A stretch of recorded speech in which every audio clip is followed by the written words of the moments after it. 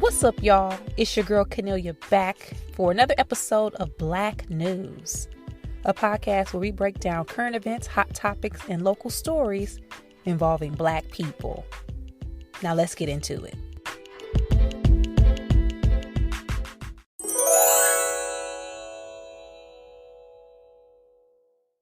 Y'all, I just don't know.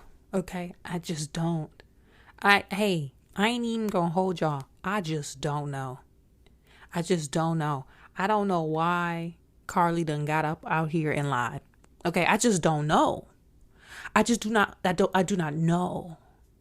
If y'all tuned in last week to the Black News podcast, y'all heard me go on a full-on diatribe about protecting Black women and Black women going missing and tips and tricks on how to keep yourself safe and standing by when Black women say they done got lost and missing and found and all this stuff. And I'm a believer and I'm a stick beside her. Yep, I'm a stick beside her. And then if you stayed tuned in to the podcast, you also heard me a couple seconds later chime in with an addendum when I found out, like the rest of y'all, that Carlee Russell done lied about being kidnapped.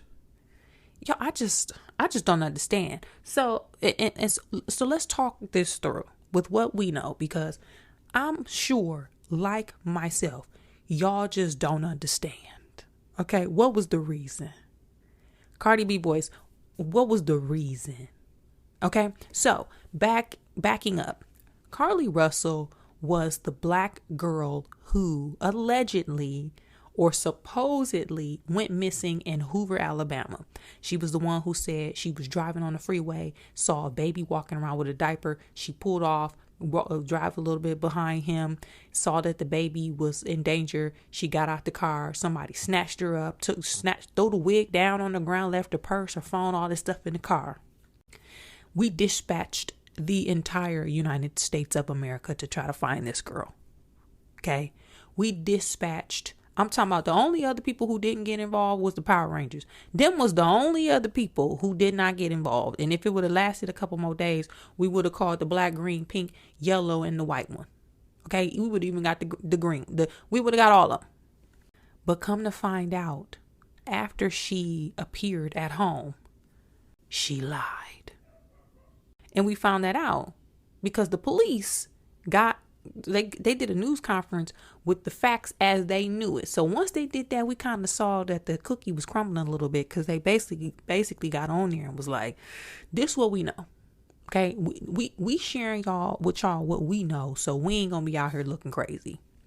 Y'all, it came out finally that she lied. And so what I'm gonna do, I'm going to try something new. I'm going to share the audio of the news conference from the Hoover Police Department on here. Now, if it sounds a little weird, it's because I'm doing a little bootleg share, or if they cut the pot, I don't know what they're going to do, because this the audio I got off the internet. So this is the audio from the news conference. Today I've talked to and received a statement from Mr. Emery Anthony, attorney for Carlee Russell. Mr. Anthony has scheduled a meeting for Carlee to meet with investigators early this afternoon, but then I received an email stating that a statement was being provided by him on her behalf. Mr. Anthony asked that I read the statement in its entirety, which I will do now. My client has given me permission to make the following statement on her behalf. There was no kidnapping on Thursday, July 13th, 2023. My client did not see a baby on the side of the road. My client did not leave the Hoover area when she was identified as a missing person. My client did not have any help in this incident, but this was a single act done by herself. My client was not with anyone or at any hotel with anyone from the time she was missing. My client apologizes for her actions to this community, the volunteers who were searching for her, to the Hoover Police Department and other agencies, as well as to her friends and family. We ask for your prayers for Carlee as she addresses her issues and attempts to move forward, understanding that she made a mistake in this matter. Carlee, again, ask for your forgiveness and prayers. Okay, so with that, let's talk this through. I jotted down a couple questions that we can maybe talk through and answer, or see if these will help lead us to some reasoning why or behind why she would have done this, because I just do not understand. One, is it clout culture? And I say that because we have phones now, people getting popular for the dumbest shit. Like, everybody doing stuff for clout, and clout culture got a lot of people messed up in the head.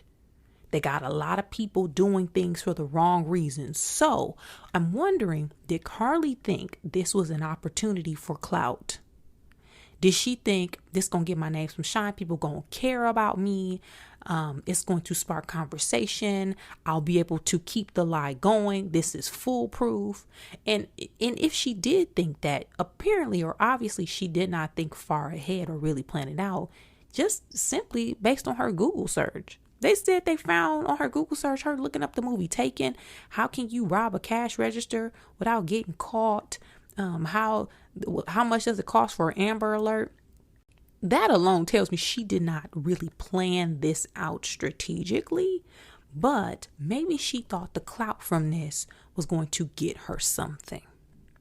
Some people are also spreading the rumor, and I don't know how true it is, that her boyfriend broke up with her for some girl that was like a stripper or somebody, and she maybe thought that this was going to get her boyfriend back or get him to care about her more.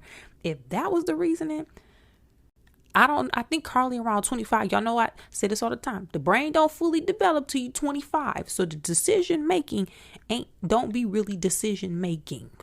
So, hey, that not an excuse. I'm just throwing out ideas here. We just brainstorming. But again, cloud culture gonna get y'all caught up. If y'all been watching the Powerball news in LA, downtown LA, y'all saw the viral video of the girl who went into the corner store where the Powerball ticket was bought and broke down in tears and was running out the store like she was the one that bought the Powerball ticket. Come to find out, it wasn't even her. She just doing that for clout. Again, clout gonna get y'all caught up. So maybe that's it in Carlee's case. Is it a generational thing? And I'm not attacking no generation or kind of trying to generalize or put y'all in a box, but could it be a generational thing skewing younger only because y'all are the first generation, and I say y'all, Gen Z are the first generation who really only had or grew up completely and don't know a life before social media and its impact? Could it be generational? Could it be that where people see stuff, people going viral and moments and all of these things, and maybe that shifted something in Carlee to think, oh, maybe I need to do this. Maybe it's just a part of that culture, which personally I don't relate to, but maybe that's it. Could it be a self-esteem or self-worth issue? Because you really gotta be in a bad place to stage your own kidnapping, to be willing to risk your family and friends' mental health. Her damn brother was pleading for her life on social media. You really gotta be in a bad place to be okay with people having to do that. And meanwhile, you sitting up at the Red Roof Inn eating Cheez-Its with the snacks you bought at the store. Like, you really gotta maybe not think highly of yourself. And on the flip side, it could be narcissistic because you think that is justified, that people should be doing that or should have to do that. Either way, we'll never know unless she comes out and really does an interview. But based on her even getting this far, I'm willing to bet that she probably may not have the level of emotional intelligence that is required to be able to dissect and put these pieces together. The girl need to get in some therapy. That's top priority. But then adding a little pin to that, there were also donations collected on behalf of trying to find her. So now what's going to happen to the money? Like, this whole thing is a mess. Next question I wrote down. Is she missing a few cups from the cupboard? Obviously. And I'm saying that like lightheartedly because mental illness is real. And I know many of people who are struggling in different ways. So not making light of their situation. But for her to just be sitting up at the hotel while this is going down, y'all, that's some crazy shit. That's some weird shit. While she was watching this play out, okay, y'all, she was watching the hotel. You know, hotel TVs only get about 10 channels, unless you want to pay for the movie upgrade. So she was watching this on the local news and CNN. So she saw all of this about her while she sat up in her room, her hotel room, painting her nails with her wig off. She sat up in there with them Kendrick Lamar straight backs, looking like OG Bobby Johnson, up at the Red Roof Inn while she watched us out here struggling and strifing on her behalf. I'm fatigued. Will she be going to jail? That's the big question. Personally, I don't wish jail on anybody unless there's like, when it comes to like little kids and hurting women and murder and stuff like that, sure.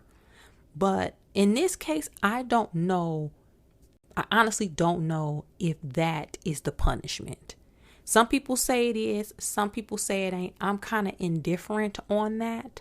I'm more wondering if that is going to be on the table, considering the fact that she deployed police resources. She lied. There was money collected. All of this, it was a shift in the conversation, the national conversation about her based on a lie. So some people are expecting some type of hammer to drop down on her. Personally, I don't know. I don't know.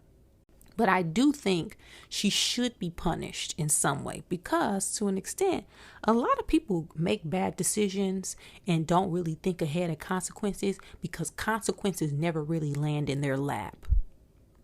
Sometimes a lot of kids or teenagers get themselves into those types of situations because they're used to their parents always coming to clean it up, especially you got helicopter parents. They used to stuff always working out or somebody always helping them. But in this case, there has to be some type of consequence so she doesn't do this type of thing again. So maybe they'll give her an extreme or an obscene fine that she has to pay. Maybe she'll be sued. Who knows? But I do think something should happen with her, but I don't personally know if it's jail time. I'm open to that conversation. And like I said, I'm indifferent on that punishment. But overall, it's just a hot mess. Okay, it's a hot mess. There are instances, people were on social media giving examples of some similar things happening. But as far as within the Black community, I don't recall nothing like this going down as of recent. If you guys have other examples that we can pull from, please feel free to share with me so we can kind of have some type of roadmap to follow about what's next. But besides that, y'all, we just gonna wait and see. What do y'all think? Okay. What do y'all think? Were y'all just as shocked as I was? Did y'all expect this? Because some people kind of saw this coming. They saw it early. I wasn't one of them people. I think I got a good level of discernment, but in this case, I dropped the ball. Your girl dropped the ball. I take that. But what did y'all think? And what y'all think is going to happen next to Carlee Russell? Hit me up on social media with your thoughts. Last week at the 56th National Convention hosted in Indianapolis, Indiana by Delta Sigma Theta Sorority Incorporated. This most recent list of honorary members was announced. And I, for one, will say it's a damn good list. Now, listen, the Stinky Pinkies, y'all thought y'all had us with Kamala Harris. Now, y'all thought y'all had us with the VP. I will admit, personally, I don't think y'all had us permanently, but in regards to the honoraries, I was like, man, they kind of got us with the Kamala Harris, even though she ain't honorary, she crossed out for chapter. But they had us for 2 seconds. But in true Delta fashion, we came back like a thief in the night and announced the upcoming list of honorary members. Now, I'm going to read them through and just have some quick comments and talk about, not what this means, but just have a conversation about it. Okay, so the list.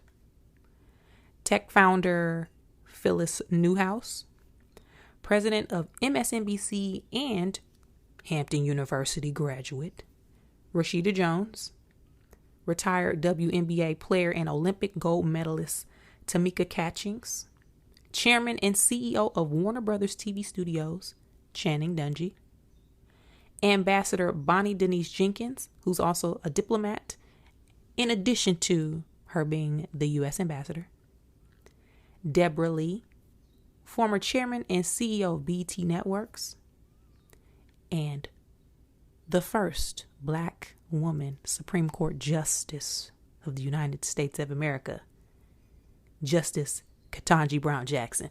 Hey, I'm just saying, I will or will not confess to sending this list to some of my friends who are who members of Alpha Kappa Alpha, aka what I refer to as the Stinky Pinkies. I may or may not have sent this list over to them in good faith and good spirits. But regardless, y'all, just shout out to Black women, okay? Regardless of what organization you are a part of, if you are even Greek at all, even if you a GDI, you must admit that this is a damn good list of Black women who have made their mark and overcome. Because as many of you know this, whether even if you're a Black man or a Black woman, but especially a Black woman, it's hard to get to some of these levels, right? To get to some of these positions, it is difficult. And I'm especially looking at them CEO seats and, of course, the Supreme Court Justice. Having worked in corporate America for quite some time and being a Black woman in that space, child, you got to, you playing the game. You are, at some point, it may not be your entire career, but you playing the game. And the higher you get up, it becomes a boys club. And when it's a boys club and you are a Black woman, that is another layer of obstacles on your path to achieving ultimate success in the corporate setting. So, and we've heard story. Deborah Lee book recently came out and I have not read it yet. It's in my favorites on my library app on Libby. Okay. But she talked about her experiences within that and some of the struggles that she had to overcome to get to the point where she became the CEO and chairman of BET Networks. So we hear firsthand. Y'all saw how they was trying to do Justice Brown Jackson when she was being confirmed for the Supreme Court. So we already know what it is. But regardless, this set of women, if it's not going to do anything for us, I would hope that at the very least it inspires women, Black women, to keep going and going and going. Because if you think about age, industry, you think about skill set, a level of excellence, hours worked, all of these women are a testament that it don't matter how old you are, where you come from, your background, if you keep at it, some shit really might move for you. So take this list as an inspiration, regardless of what, organization you're a part of. And that's all I love. Y'all know I love everybody who is in the Divine Nine. And even if you're a GDI, I got love for everybody, regardless. But, again, it's just a damn good list.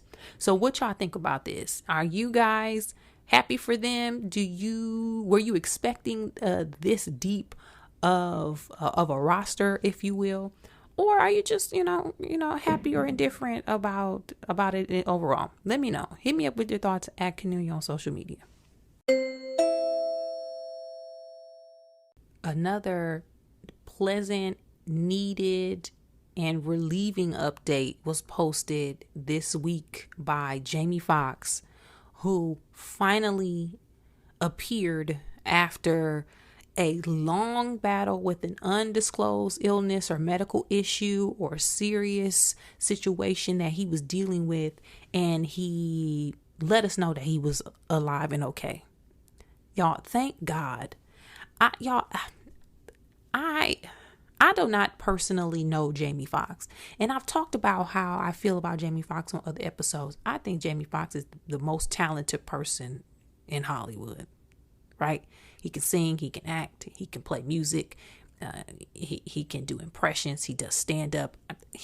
To me, he's the most talented person, and he means a lot to Black Hollywood. We know it, and we kind of, I feel like after Chadwick Boseman died, we understand what figures within Black Hollywood really mean. It's small, right? And certain people loom very large.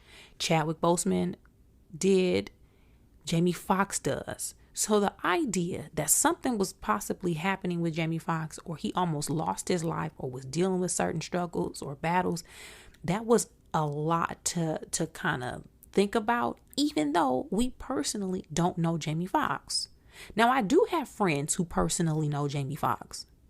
So there's like a short degree of separation, but I'm not about to be up on here acting like I know that man. I just know him for his talent, his gifts, and his contributions to the industry that I am in, and I have the utmost respect for him. So when I heard that he wasn't doing well, I was shook. But then when I saw him release that video on Instagram, when I tell y'all the relief that I felt, thank God. But let me say this too, because everybody seemed to be as happy as his close friends and just everybody who kind of knows him. Everybody seemed to be happy in the same way. But people, we're not gonna find out what happened. And if we do, okay, great. But we probably not gonna find out what happened. And for probably many reasons. Why he said that he did not want to be seen or say anything early because he did not want us to see him like that. He wanted us to see him laughing and joking and remember him how he historically was. So personally, I respect that, right? Don't nobody want to get up on the internet. Well, I won't say don't nobody, because some people do be doing that. Okay. But some people don't want to get up on the internet at their worst and be showing everybody themselves, and it just at their lowest point. But from a business standpoint, and y'all may not know how Hollywood work, you can't just be out here telling people that you have these battles, and especially as a Black person, and expecting it to possibly not affect your career. Jamie Foxx got bills. He got to work. So it's probably in his best interest to not say what he is or has been dealing with. Because when studios are shooting movies or television shows, in some cases, and this is how it used to be back in the day. I don't know if it's still like this specifically, but this is old information that could still be relevant. You have to insure actors in films. In case anything happens, you have to insure it, because if somebody go down on set or something happens, one day delay of shooting could cost a film or production hundreds of thousands of dollars. We see major delays, right? When Leticia Wright hurt herself with Black Panther, we learned that she broke her leg or something. She hurt herself. They had months long delays. Robert Downey Jr., when he was shooting Iron Man 3, he broke his ankle or he broke something on his body. It was another long-term delay.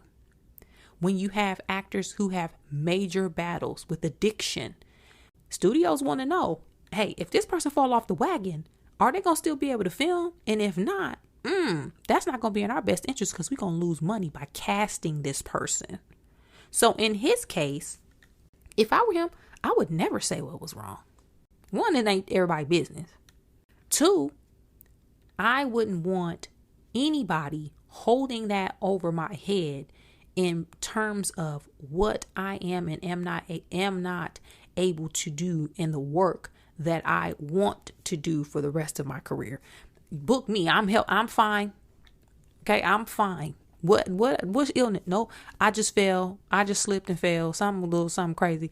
I would not tell anybody what I was dealing with.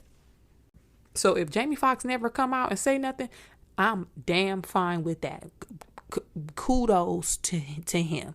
And again, it just ain't our business. Sometimes people need to set the precedent and let everybody know that some shit ain't got nothing to do with y'all. So I stand by him in that regard, and his family. And shout out to them for keeping that tight, because nothing leaked in this case.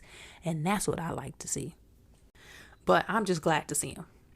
Some people were also online talking about his face looked different. It's shaped differently. He was cloned. Stop this. When you are dealing with a health battle, you'll probably lose weight. Stuff changes on your body. Your skin tone changes. Camera angles, if you shoot from up top or down low, your head and your face gonna look different. So cut the conspiracy theories in this case, right?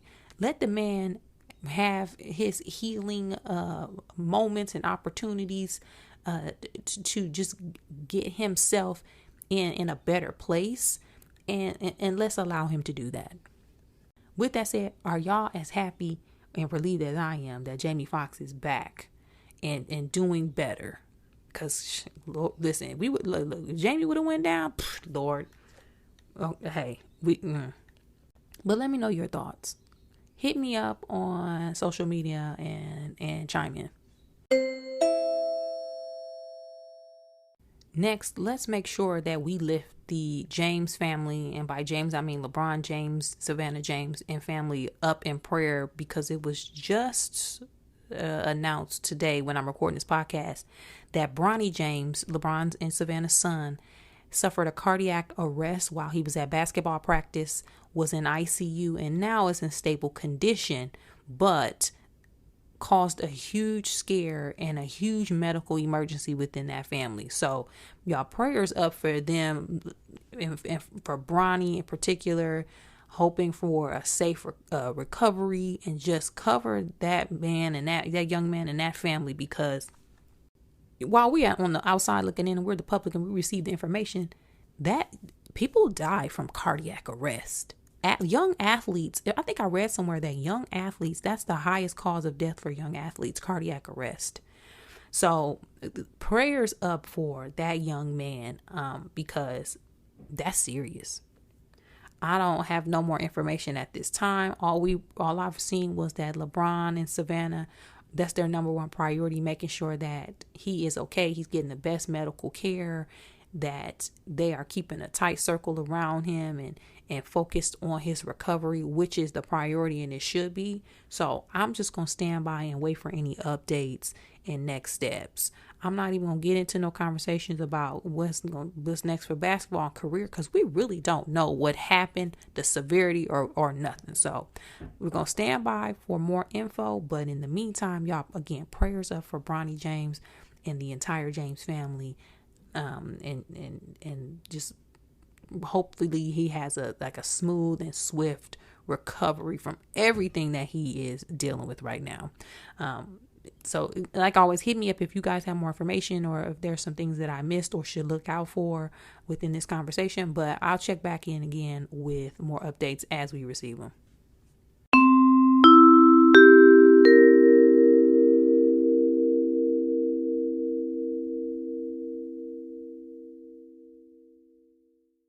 To recap this week's episode of Black News, we talked about Carlee Russell and the most recent updates surrounding her case, the fact that she lied, and what's next to come in regards to any pending charges or repercussions for her actions. We also mentioned the DST list of honorary members, featuring Supreme Court Justice Ketanji Brown Jackson and former chairman and president, CEO of BET Networks, Deborah Lee. Also, happy to see Jamie Foxx doing well. Received an update from him this past weekend, and we also quickly touched on Bronny James and his medical situation that just happened. Let me know what you think about all of these topics, some or none, and I'll check back with you guys next time.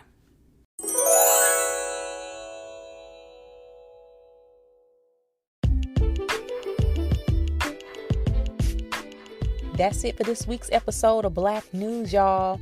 Thanks again. Thank you. And thank you again so much for sticking with us, supporting the podcast, liking and subscribing on all apps where podcasts can be heard, rating 5 stars, and leaving a comment. It helps more than you know, so I really, really appreciate it. And keep sharing Black news with all of your friends and family. Be sure to hit me up on social media if you got ideas for topics. Or just hit me up in general to let me know you've been listening. Let me know your thoughts. I'm at Cornelia on all platforms across the board. That's at Cornelia, like Kenny and Ophelia. Also check my website. I got some shows coming up in Los Angeles County. Hopefully get on the road soon. But for now, if you're in the LA area, hit me up. Check Cornelia.com for show dates and details. And as always, thanks again so much, guys. I hope you have a fantastic week. Keep supporting, keep growing, keep building, keep staying safe, and keep staying healthy. As always, again, I'll see you back here next time, same time, same place. Bye.